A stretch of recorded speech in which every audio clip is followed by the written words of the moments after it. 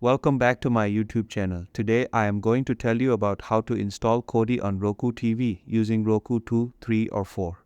If you're looking to install KODI on your Roku TV using a Roku 2, 3 or 4, it's important to note that KODI cannot be directly installed on Roku since Roku does not support native KODI apps.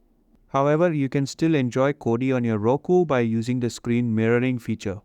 First, make sure your Roku device and the device running KODI like your Windows PC or Android phone are both connected to the same Wi-Fi network.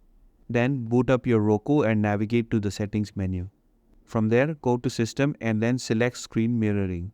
Under the screen mirroring options, choose Always Allow to ensure your Roku is ready to receive mirrored content.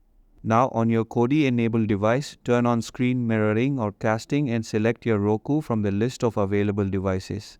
Once connected, whatever is playing in KODI on your device will appear on your Roku screen, giving you a seamless media streaming experience.